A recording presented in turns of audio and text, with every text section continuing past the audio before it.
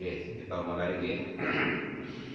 Astaghfirullah rabbal baraya, astaghfirullah minal khataya, rabbi zidni ilman nafi'an wa wafiqni amalan sholihan. Astaghfirullah rabbal baraya, astaghfirullah minal khataya, rabbi zidni ilman nafi'an wa wafiqni amalan sholihan. Alhamdulillah. Bismillahirrahmanirrahim. Assalamualaikum warahmatullahi ta'ala wabarakatuh. Alhamdulillahil malikil alam, hamdan yuwafi ni'amahu wa nu'an. Wassalatu wassalamu ala habibis salam, dalilil khair fi durriz zalam, wa ala alihi wa sahbihi kiram, amma ba'du. Rabbi shrah li sadri wa yassir li amri wahlul 'uqdatam min lisani yafqahu qawli. Para hadirin, bapak-bapak, ibu-ibu, saudara-saudara, jamaah sholat subuh dan jamaah majelis taklim setiap Jumat pagi yang dirahmati Allah. Saya sekanten ke tidak mungkin terus bina dengan sehat walafiat. Dan alhamdulillah semalam kita tidur, kita awali pagi ini dengan amalan-amalan soleh. Pertama, kita melaksanakan sholat di awal waktu.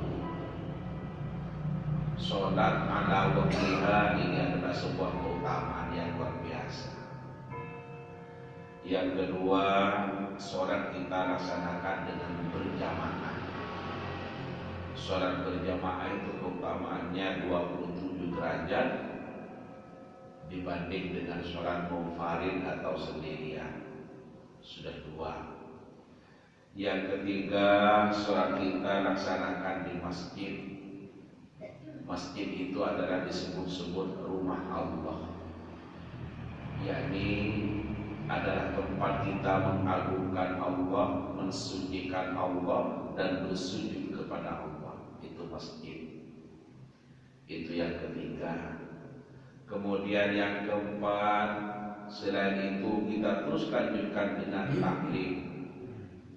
Ini semua adalah sebuah keutamaan yang luar biasa. Mudah-mudahan ini diterima oleh Allah Subhanahu wa Ta'ala, dan mudah-mudahan kita bisa diberi istiqomah oleh Allah sehingga bisa melaksanakan 4 kebaikan ini secara istiqomah atau terus menerus. Amin Allahumma amin. Mudah semuanya itu adalah sehat. Kalau kita di rumah sakit kalau kita di boten sakit.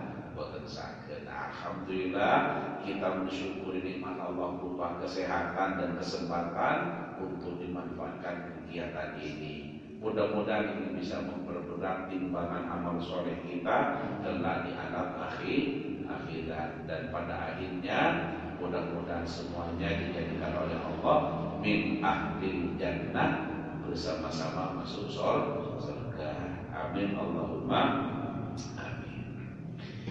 Ibu bapak hadirin sekalian yang saya hormati, mari kita lanjutkan ngaji kita. Bismillahirrahmanirrahim. Wa an Salman bin Amir radhiyallahu anhu anin Nabi sallallahu alaihi wasallam qala.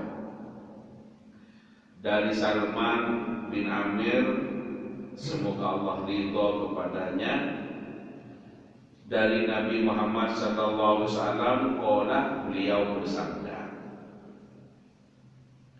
Nopo sabdane Rasulullah?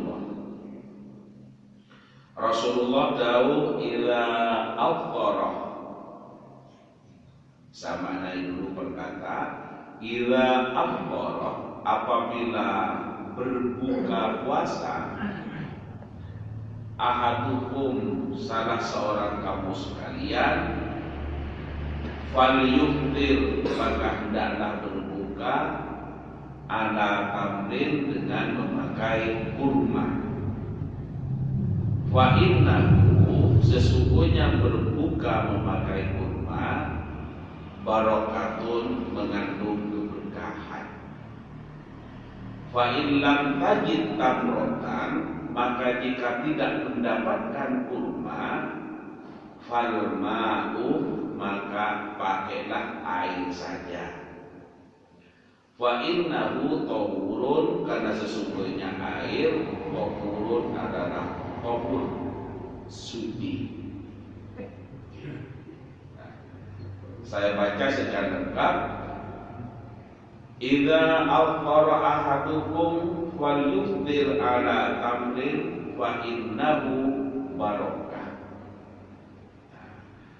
Jika kamu sekalian hendak berbuka, maka berbukalah dengan kurma, karena berbuka dengan kurma itu mengandung keberkahan.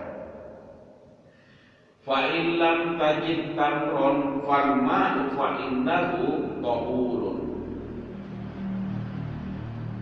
Tetapi apabila kamu tidak mendapatkan kurma, maka berbukalah dengan air, karena sesungguhnya air itu adalah suci. Kemudian lanjutnya, waqala, dan beliau bersabda, as-shadaqatu alal miskini shadaqatun. Sesungguhnya sedekah kepada orang miskin, shadaqatun, pahalanya satu sedekah itu saja. Wa ala dzirrahimi thintani shadaqatun wasilatun. Sedangkan sedekah kepada kerabat itu keluarga dekat, pahalanya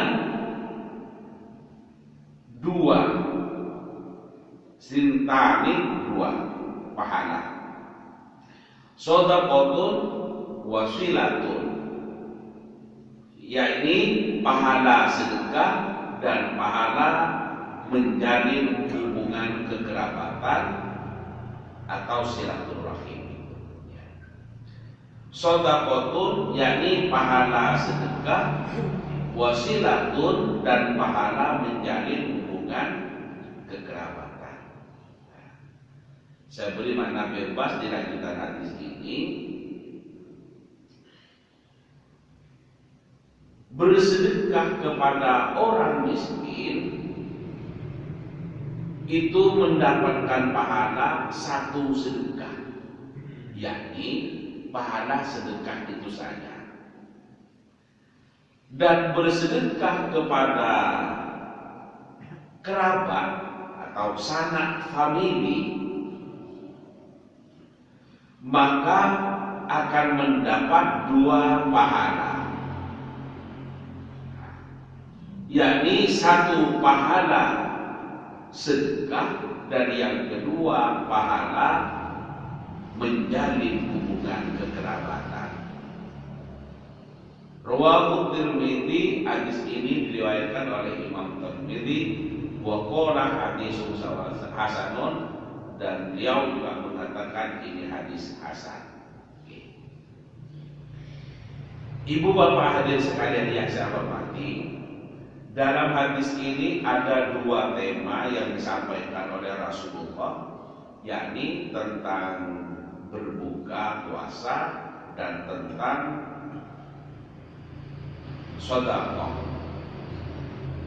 Rasulullah menganjurkan kalau kita berbuka puasa awali dengan sebutir kurma. Awali dengan sebutir kurma. Nah, kenapa kok harus pakai kurma? Katanya Rasulullah, orang yang berbuka diawali dengan kurma itu mengandung keberkahan. Kalau zaman dahulu orang mau berbuka kurma sulit, karena mencari kurmanya nggak ada. Adanya kurma itu adalah menunggu orang pulang haji. Itu dulu. Kalau sekarang Bapak Ibu, kapan saja kita butuh kurma, ada. Saya tidak promosi seperti di Lawang Agung, Jalan Borobudur itu. Nah, kalau dari arah Surabaya kan ada masjid Sabilillah. Nah, itu belok kanan itu terus, akan ketemu dengan Lawang Agung, masuk Jalan Borobudur. Itu banyak jenisnya. Ada sukari, ada macam-macam. Nah, di toko-toko Arab itu juga banyak. Di pasar besar Bayakku, sebelahnya Bayakku itu juga ada kurma. Maksud saya ini bukan mempromosikan tokonya seseorang, bukan, tetapi menyebut bahwa banyak sekarang. Di Dinoyo sebelahnya lampu merah, belok kanan kalau dari arah sini ada juga jadinya. Itu banyak. Itu. Karena kita orang Indonesia, mungkin kita butuh kode, mungkin kita butuh campur dan lain sebagainya, monggo. Tapi kata Nabi, awali dengan kurma. Kalau tidak mendapatkan kurma, ya solusi kedua adalah air. Fa innahu ma'un. Fa illam tajid tamron fal ma'. Kalau tidak punya kurma, pakai air. Sekarang masyarakat sudah memiliki kesadaran yang tinggi akan hal ini. Biasanya kalau sudah masuk Ramadan, kita bilang ke anak kita, ke cucu kita, tuku kurma pokok itu. Kalau abah saya di Gresik ya gitu. Biasanya belinya itu di Ampel. Datang ke Surabaya sambil ngaji di Masjid Ampel, di makam Sunan Ampel itu, ya pulangnya beli kurma. Tidak langsung dihabiskan, beli sekian aja sudah bisa untuk 1 bulan. Karena itu hanya dijadikan sebagai makanan pembuka atau iftar, pembatal puasa. Kemudian dilanjutkan sesuai dengan kebiasaan kita orang Indonesia. Orang Indonesia makan kurma sebutir, 2 butir, 5 butir tidak cukup. Orang Indonesia itu punya budaya kalau belum makan nasi belum makan. Tidak apa-apa, memang kebiasaan kita beda-beda. Wa innahu barakah, karena berbuka memakai kurma katanya Rasulullah ada barokah. mengandung keberkahan. Nah, kalau saya pernah membaca kurma itu manis, tapi katanya, saya bukan dokter, bukan hasil riset, hasil baca, katanya tidak berbahaya kepada orang yang punya diabetes atau gula darah. Itu. Nah, kemudian kurma itu adalah manis, disunahkan oleh Rasulullah berbuka dengan yang manis. Tetapi Rasulullah dalam kalimat yang singkat di sini menyebutkan wa innahu barakatuh, karena sesungguhnya berbuka dengan kurma sebagai makanan pembukanya itu adalah mengandung keberkahan, kata Rasulullah. Kemudian kalau nggak ada itu pakai air. Nah, kalau air ini hidup di negara mana saja pasti ada. Nah, karena air ini adalah kebutuhan primer manusia, karena itu manusia pasti selalu menyediakan di rumahnya. Di masjid-masjid itu biasanya takmir dengan menggalang daripada orang-orang muslimin, orang-orang yang baik yang mau sedekah, biasanya menyiapkan ada aqua, bahkan kadang ada kurma. Kadang lebih dari itu, lengkap dengan bola dan nasi kotaknya atau nasi bungkusnya. Nah, orang-orang yang dalam perjalanan belum nyampe ke rumahnya, waktunya berbuka, itu sangat bersyukur kalau ada itu. Dan orang yang bersedekah itu mendapatkan keutamaan yang memberikan makan itu, karena memang Rasulullah itu pernah ditanyai oleh sahabat, ayyul islami khair, menjadi orang Islam yang bagaimana yang baik. Rasulullah menjawab, qala tut'imut ta'am wa taqrabus salam, memberikan makan kepada orang lain dan mengucapkan salam. Yang saya garis bawahi adalah tut'imut ta'am, memberikan makanan itu adalah pahala yang besar, lebih-lebih dilakukan pada masa Ramadan. Nah, kalau kita memiliki kecukupan rezeki, ayo kita letakkan, sumbangkan ke takmir, kita dapat pahala besar. Tentu sesuai dengan kemampuan. Dan dalam konteks tut'imut ta'am ini, memberikan makan, belakangan ini sudah berapa tahun belakangan ini ada tradisi di mana dia disebut dengan Jumat Berkah. Jumat Berkah kemudian oleh orang dilaksanakan dalam bentuk mengirim nasi ke takmir untuk kemudian diberikan kepada para jamaah yang ikut jamaah sholat Jumat di jamaah masjid itu. Nah, dibagi, kadang ditangani oleh ormasnya, kadang ditangani oleh takmirnya sendiri dan seterusnya. Nah, itu bagus. Itu adalah tut'imut ta'am, memberikan makan, barokahnya besar. Ada orang yang nyumbang 10 bungkus, ada yang 20 bungkus, macam-macam. Ada yang langsung berhubungan dengan warung itu akhirnya yang ngirim, ada dan sebagainya.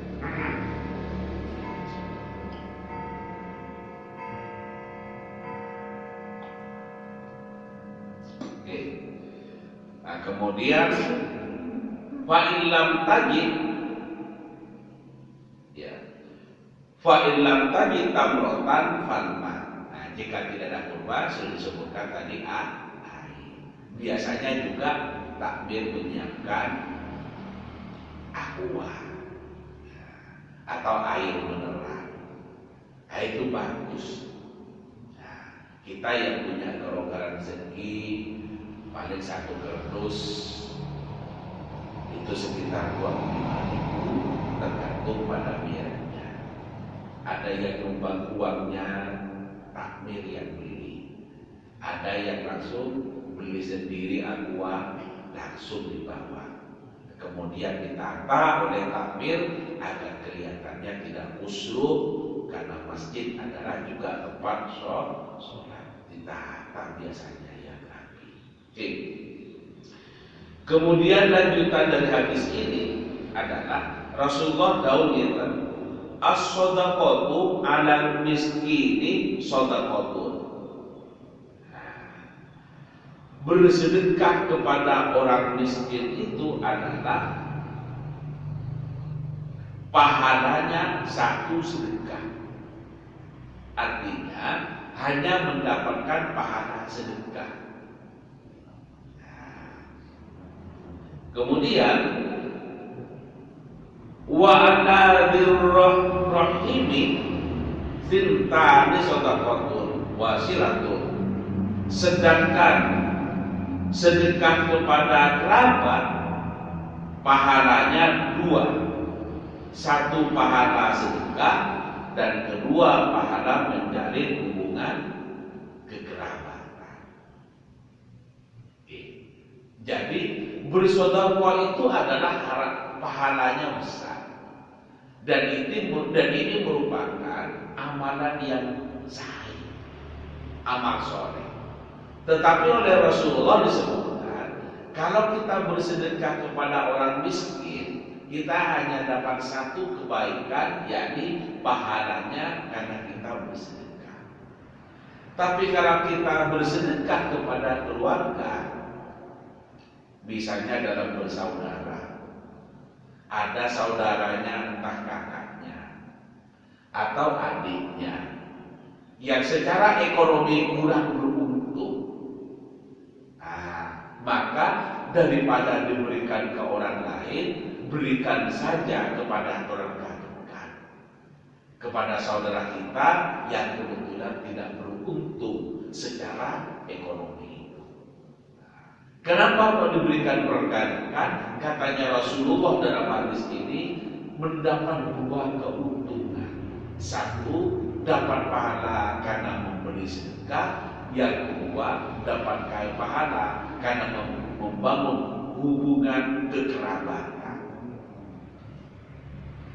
Atau adik kita, atau ponakan kita, daripada jauh-jauh diberikan ke orang lain, berikan saja kepada keluarga kita jika ada keluarga kita yang masih membutuhkan. Alah, kok sudah kuat-kuat ditudur diri si butuh lah. Tapi kalau keluarga kita sudah cukup, ya sudah, ayo berikan kepada orang lain. Walaupun saudara Bapak Ibu, nasib rezekinya tidak sama. Karena gigihnya berusaha beda, semangatnya berdoa kepada Allah juga beda. Atas perbedaan itulah karena rezekinya juga berbeda. Demikian juga nasibnya dari Allah juga berbeda. Nah, karena itu kalau ada pakde kita, bibi kita yang kebetulan kurang beruntung secara ekonomi, artinya katakanlah gampangnya nggak punya lah. Maka kalau kita sedekah, katanya Nabi, berikan dulu kepada keluarga dekat. Nah, karena memberikan sedekah kepada keluarga dekat, dua keutamaan sekaligus akan diperoleh, yakni keutamaan karena bersedekah dan keutamaan karena membangun hubungan kekerabatan.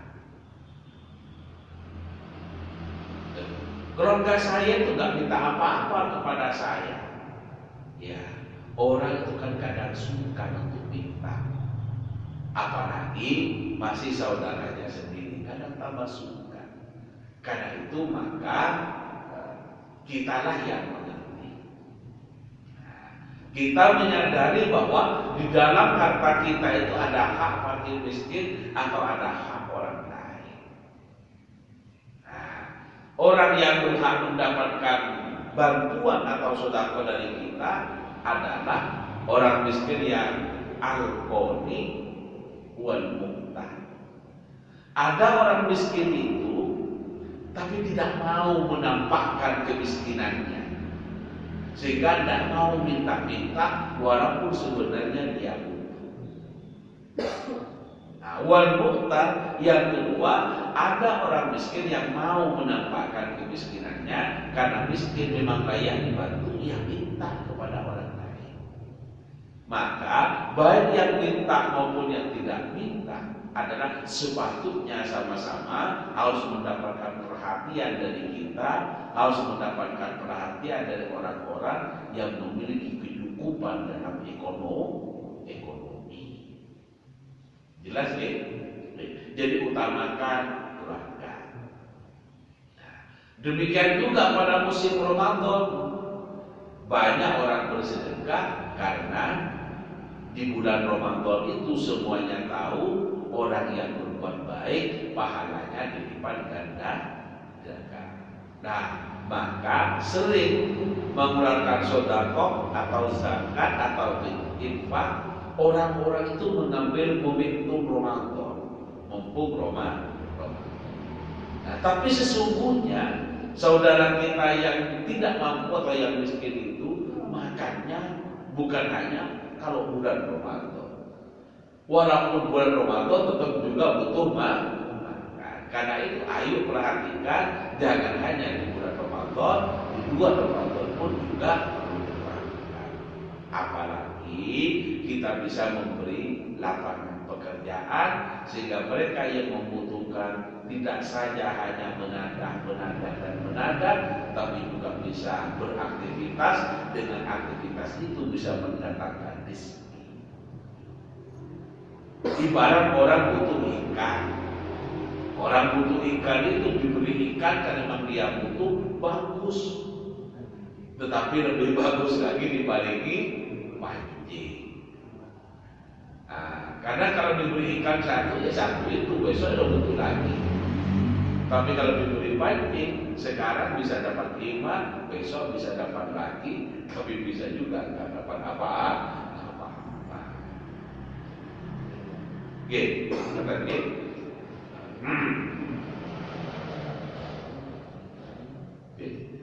Kemudian yang kedua, ya, yang pertama kalau kita sedekah oleh Rasulullah, utamakan keluarga dekat, kan? Oke. Kemudian yang kedua, bersedekah kepada keluarga itu, katanya Rasulullah, itu bisa menjalin hubungan kekerabatan. Bisa menjalin hubungan kekerabatan. Nah, coba Bapak Ibu hadirin sekalian lihat, siapa orang yang tidak senang diberi sesuatu. Demikian juga siapa tidak senang kalau kita sudah selesai memberi sesuatu. Maka antara si pemberi dengan yang memberi dengan yang diberi, antara yang memberi dan yang diberi sesungguhnya adalah sama-sama senangnya. Sama-sama senangnya. Nah, kalau kita senang, yang dikunjungi itu senang, yang berkunjung itu senang, maka kebahagiaan ini akan melahirkan kedamaian dalam berkeluarga. Nah, kedamaian dalam berkeluarga inilah sesungguhnya yang bisa membawa keberkahan dalam kehidupan, yang oleh Allah akan semakin ditambah rezekinya. Itu. Nah, karena itu maka membangun atau menjalin hubungan kekerabatan dengan sanak keluarga, sanak famili, itu sangat dianjurkan oleh Rasulullah. Membangun hubungan yang baik yang ditandai dengan bersilaturahim. Apalagi bersilaturahimnya itu, berkunjungnya itu tidak semata berkunjung, tapi juga ada buah tangan. Enten oleh-oleh. Nah, diberikan, yang diberi itu senang, yang memberi adalah senang. Dan ini tidak harus banyak. Nah, apalagi yang diberikan itu adalah hal yang menjadi kebutuhannya. Karena itu maka yang kedua ini kita berkeluarga itu ayo jalin hubungan silaturahim dengan keluarga, ayo dipererat.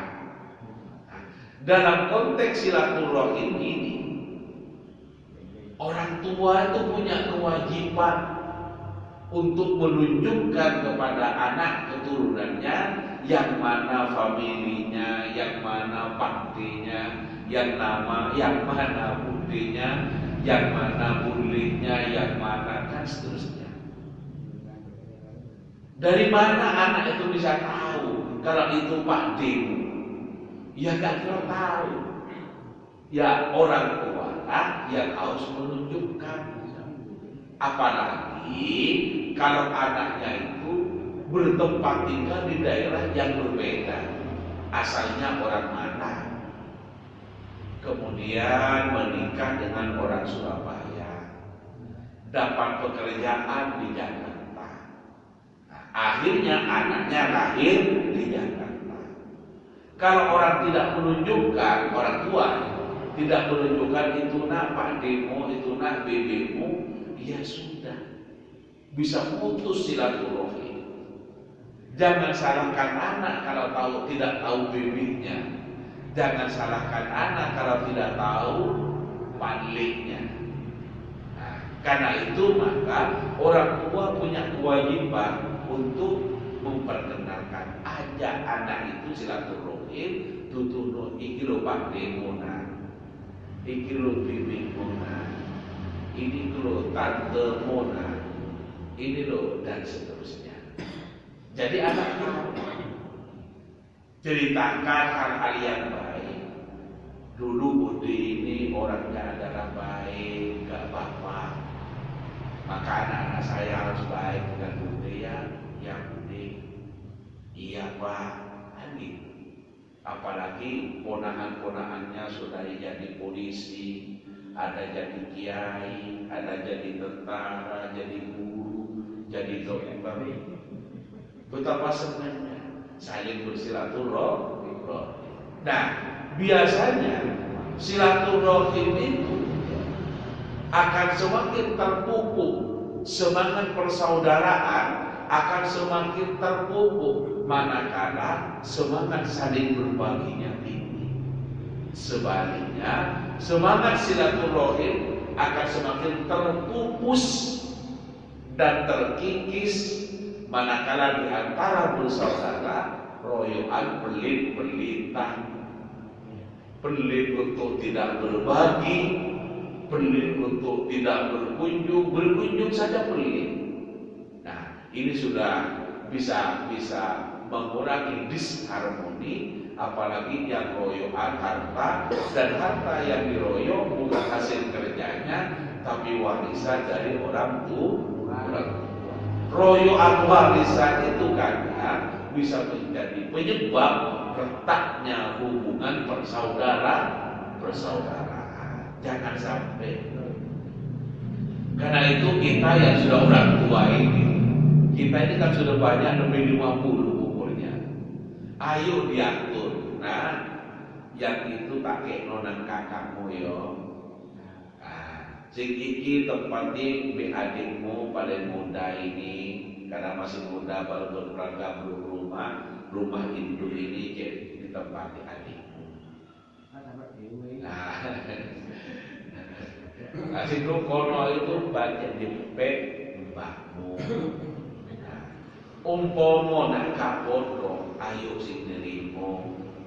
Oh ini hanya pemberian dari orang tua. Yang paling pokok, ayo kamu usaha yang gigih, ikhtiar kerja yo nasi semangat.